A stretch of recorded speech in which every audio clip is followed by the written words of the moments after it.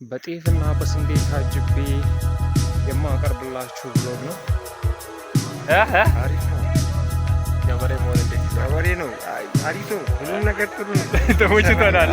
አሁን እነዛ በጣም የሚሰሩ ነው። አንተ ዛሬ ሰራተኞች በጣም ፒስ ናቸው። በጣም በቃ የገባቸው ያጨዳ ሰዓት ደርሷል። ሁሉም ነገር ሙሉ እኮ ነው። ገንጥለ አሽተ ስንት ዓመት ሆነ ገጠር ከመጣ? ገጠር 24 ዓመት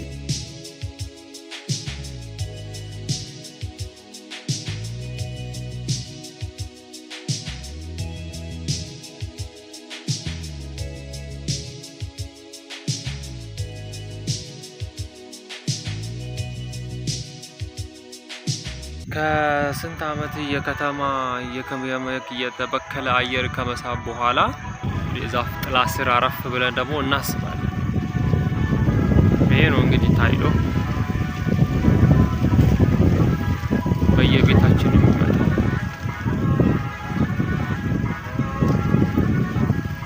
እኔ ሲታጨድ ሳይ የመጀመሪያም ስለነበረ እንደዚህ ታይዶ ከዛ ደግሞ ይሄ የታጨደው ተሰብስቦ ተወቅቶ ምናምን ነገር ነው እንግዲህ እንጀራ ሆኖ ክብር አርሰው ለሚያበሉን ዘርተው ለሚያበሉን ገበሬዎች ይሁንልኝ ይላሉ። ያው እንዴት እንደሚያምር ያው ታይዶ መሬት ላይ ጣል የተደረገ ጤፍ ነው።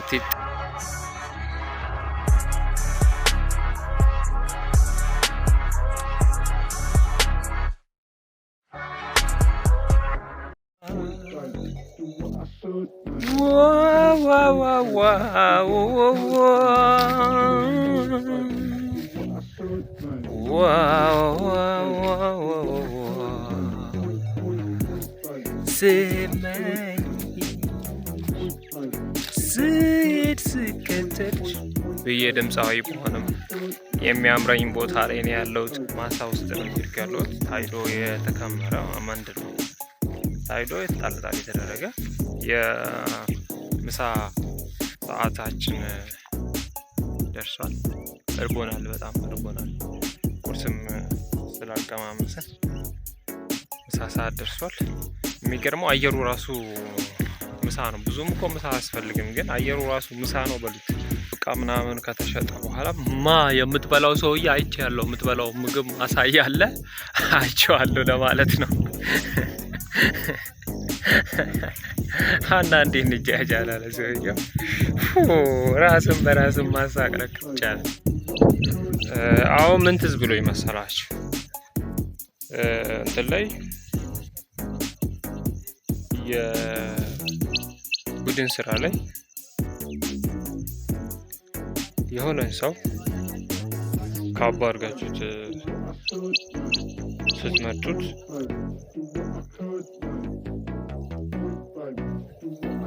ያ የተመረጠው ሰው ምን ጥቅም ነው የሚያገኘው? ተመሳሳይ ክፍያ ኖሮት ነው ካባው የሚሆነው? ሁሉም ሰው ለካ አለቃ መሆን የሚፈልገው ኪሱንና ሆዱን ለመሙላት ነው።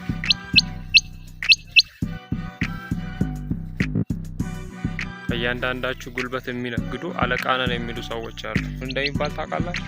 አላቅም። እኔ አሁን ነው ከማሳ የነቀልኩት ከውስጥ ላይ ነቅየው ነው እንግዲህ የወለች እንግዲህ የማሳያችሁ ቪው ይሄን ይመስላል። ገጠርን ከተማ ከሰለቻችሁ ገጠርን መጎብኘት ከፈለጋችሁ ብዬ እንግዲህ ወደ ገጠር ወጥቼ ነበረ። ስለዚህ ንገሪኝ ምርጫሽን እኔ የማረግልሽን የሚለውን ዘፈን አዳምጡ እና እንዳለ እኔ ያለሁበት ማሳ ጤፍ ብቻ ነው የተሰራው። ሌላ ነገር ለማሳየት እየዞርኩ ነበረ። ጠቅላላ ጤፍ ብቻ ነው የተሰራው። የተወሰነ በቆሎ፣ የተወሰነ ስንዴ ምናምን ነገር ይታየኛል። ከዛ ውጭ ምንም የተዘራ ነገር የለም። እና ጤፍ ደግሞ የሚያስጠላው ነገር ምንድነው? አንድ አትገላገሉትም። አንድ ጊዜ ኮምፓይነር የሆነ ነገር አስገብታችሁ አትገላገሉትም። በአጫጅ ነው፣ በሰው ነው የሚታጨደው፣ በሰው ኃይል ነው የሚታጨደው። እስካሁን ድረስ የመጣ ማሽን የለም። ሲወቃ ነው እሱን ተሰብስቦ ሰው እያስገባበት የሚወቃ ማሽን ያለው ጤፍ ላይ ማለት ነው። ስለዚህ ጤፍ በጣም ስራው ከባድ ነው። እንደ ጤፉ ነው ከተባላችሁ ከባዱ ነው ማለት ነው። ይኸው እኔ ልመርቃችሁ ጤፉ ነው ብያለሁ። እንግዲህ ከፊት ለፊቴ ያለው ቪው ይሄንን ይመስላል።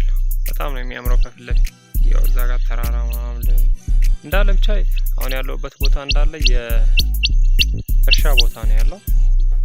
ከቀኑ 9 ሰዓት ነው።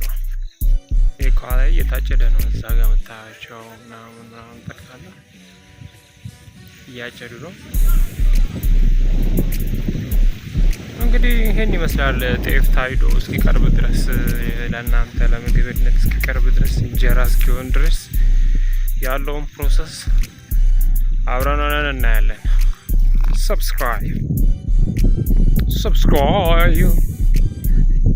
እያረጋችሁ በጠር እያረጋችሁ አጨድ እያደረጋችሁ